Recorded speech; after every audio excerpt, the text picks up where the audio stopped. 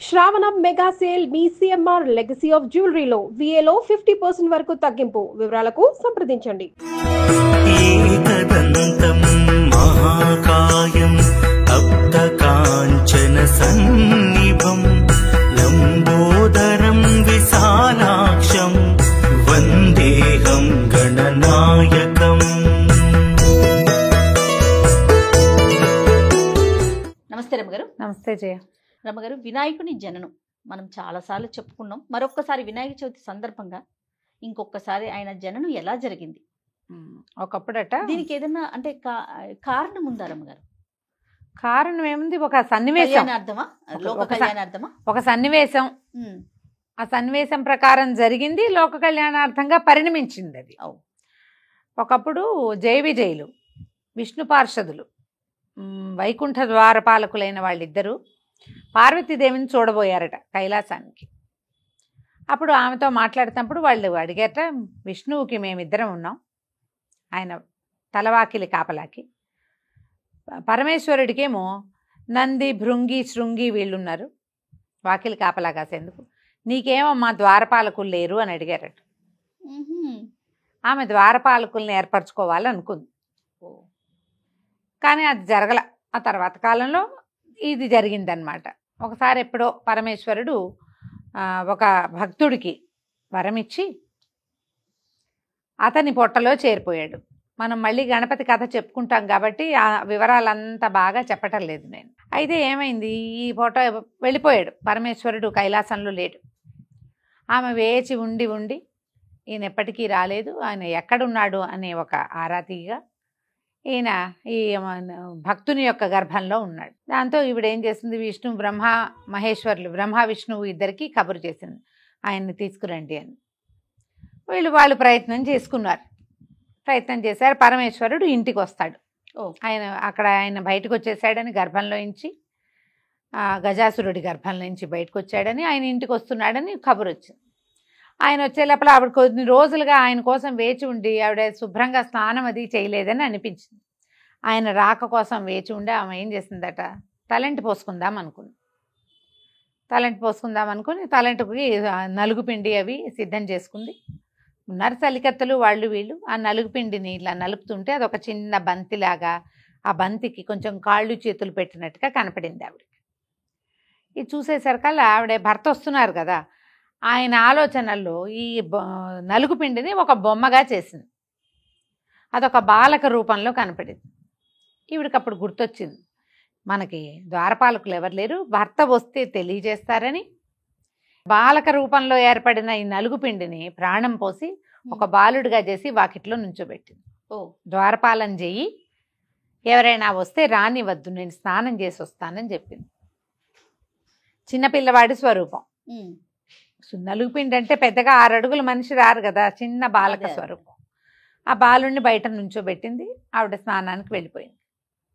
ఆవిడ స్నానం చేసే లోపల పరమేశ్వరుడు లోపలికి వచ్చాడు. ఇప్పుడు ఇది కైలాసం లోపల అంటే అమ్మవారు ఉండేది ఏకాంతంగా ఉంటుంది, ఎంతో కొంత అంతఃపురం లాంటి ఏర్పాటు ఉంటుంది. కైలాసంలోకి పరమేశ్వరుడు ఆయన లోపలికి వచ్చేసాడు. అమ్మగారు ఎక్కడున్నారంటే, అమ్మ ఎక్కడుంది, లోపల ఆవిడ ఏకాంతంలో ఉంది. ఈయన వెళ్ళాడు లోపలికి. పరమేశ్వరుడు వెళ్తుంటే వాకిట్లో పిల్లవాడు నుంచున్నాడు. ఎవరొచ్చినా రానివద్దంది అమ్మ, నువ్వు లోపలికి వెళ్ళడానికి వీల్లేదన్నాడు. ఆయన 1-2 సార్లు నచ్చజెప్పబోయాడు. బాలుడికి ఏం తెలుసు, అమ్మే తెలుసు. నాన్నని అమ్మ పరిచయం చేయాలి, పోనీ రోజు చూస్తూ ఉంటే అలవాటు అవుతాడు. ఇంకా చూడలేదు, అబ్బాయి బయటకు వచ్చాడు, మనిషిగా అయ్యాడు, మా స్వరూపంలోకి వచ్చాడు, అప్పుడే ఈయన్ని చూశాడు.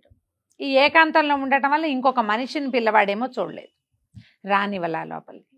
ఆయనకి విసుకొచ్చింది, ఇంతకాలం అయింది ఆమె దర్శనం కావటం లేదని ఈ పిల్లవాడి మెడ దునిమి ఆయన లోపలికి వెళ్ళిపోయాడు. లోపలికి వెళ్ళి స్నానం చేసి అలంకారం చేసుకుంటోంది అమ్మవారు. ఆమెని దగ్గరికి వెళ్ళారు. ఇద్దరు కుశల ప్రశ్నలు వేసుకున్నారు. కాసేపు మాట్లాడుకున్నాక, వాకిట్లో ఎవరినో పెట్టావు, ఎవరో ఉన్నాడు ద్వారపాలకుడు, నన్ను లోపలికి రానియలేదు, వాడిని అక్కడ సరిచేసి వచ్చానన్నాడు. అప్పుడు ఆవిడ కంగారు పడింది, అయ్యో నేను బాలుని నుంచోబెట్టాను, నువ్వేం చేసావని ఆవిడ పరిగెత్తుకుంటూ బయటకు వచ్చింది.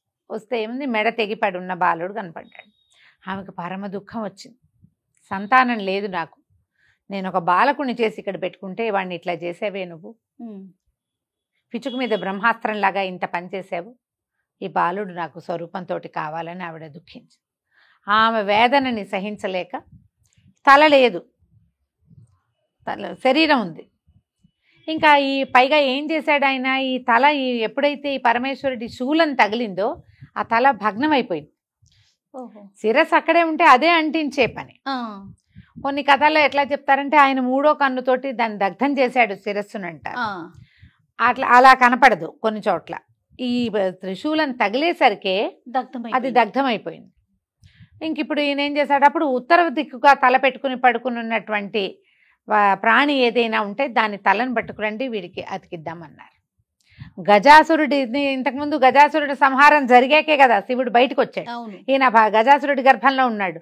నా శిరస్సుని త్రిలోక పూజ్యం చేయమని గజానాసురుడు అడిగాడని, అతని శిరస్సుని ఈయన తెచ్చాడని కూడా ఒక కథనం కనపడుతుంది. కానీ గజాసురుడు ఏనుగు ముఖం కలిగిన వాడు, పేరే అది అతనిది. ఈ వీళ్ళు వెతికి చూస్తే ఉత్తర దిక్కుగా తలపెట్టి పడుకున్నటువంటి ఒక గున్న ఏనుగు ఒకటి కనపడింది. దాని శిరస్సుని తీసుకొచ్చి ఇక్కడ పెట్టారు. ఆ శిరస్సుని దీనికి తగిలించాడు. ఫస్ట్ ప్లాస్టిక్ సర్జరీ చేసింది పరమేశ్వరుడే చూడండి. అయితే ఈ శిరస్సు అంటించి బాలక రూపంలో ఉన్నాడు, చిన్నగా పొట్టిగా. ఈ చేత్తో చేసిన బొమ్మ, కొద్దిగా కాళ్ళు చేతులు అంత చక్కగా బ్రహ్మ సృష్టిలాగా, అంత ఏమనాలంటే సిమెట్రికల్గా ఉన్నట్టు లేదు. కొంచెం బొజ్జుంది బొమ్మకి, ఆ విగ్రహానికి, ఆ స్వరూపానికి. కొంచెం పొట్టిగా ఉంది. దానికి తోడు ఈ శిరస్సును కూడా పెట్టారు. కానీ ఒక గుజ్జు రూపంలో ఉన్నాడు. అందుకని వినాయకుడిని కొండక గుజ్జు రూపమున అని చెప్తారు. మరుగుజ్జు రూపంలోనే, అదేమి పెద్ద భారీ శరీరము అది కాదు, భారీకాయుడు కాదు, చిన్న స్వరూపం. తర్వాత ఈ ప్రాణం పోసిన తర్వాత ఆయన ఎంతో తపస్సు చేసి అమ్మా నాన్నలైన పార్వతీ పరమేశ్వరులు ఇద్దరిని విశేషంగా సేవించి, నారాయణుణ్ణి విశేషంగా సేవించి, ఈ విద్యలకి ఆది గురువు అయ్యాడు, మోక్షప్రదాత అయ్యాడు గణపతి. ఆయన పేరు మీద ఒక ప్రత్యేకమైన మతం కూడా ఏర్పాటైంది. మామూలుగా మనకి చెప్తారు కదా, వైష్ణవము, శైవము, శాక్తేయము, గాణాపత్యము, సౌరము, 5 రకాల మతాలు నడిచేవి భారతదేశంలో. గాణాపత్యం అనేది ప్రత్యేక మతం మనకి, గణపతి మతం. ఇప్పటికీ కూడా మహారాష్ట్రలో ఎక్కువ భాగం వీళ్ళు గణపతి మతాన్నే అనుసరిస్తారు. వాళ్ళు అన్నిటికీ బాపానే. మనకి గణపతి ఆది దైవం, తొలి దైవమే, కానీ ఆయన్నే పూజించి మిగిలిన దేవుళ్ళని వదిలిపెట్టమనం. ఏ దేవుడి పూజ అయినా ఈయన్ని మొదలు పెడతాం. అవును. కానీ గణపతినే సేవిస్తారు ఎక్కువగా. తర్వాత అష్టవిధ గణపతి దేవాలయాలు కూడా మహారాష్ట్రలోనే ఉన్నాయి. అష్టవినాయక క్షేత్రాలు చాలా విశేషమైనవి. ఎప్పుడైనా ఒకసారి కుదిరితే 8 గురించి చెప్పుకుందాం.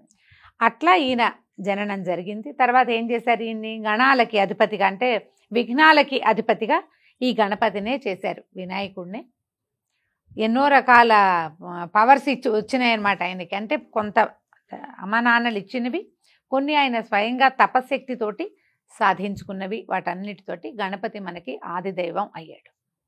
అది కథ. చాలా సంతోషం రమ్మగారు. అంటే క్వశ్చన్ కూడా రావట్లేదు, మొత్తం అంత లీనమైపోయి ఎన్నిసార్లు విన్నా కూడా అంత. సో మరొక్కసారి వినాయక చవితి శుభాకాంక్షలు.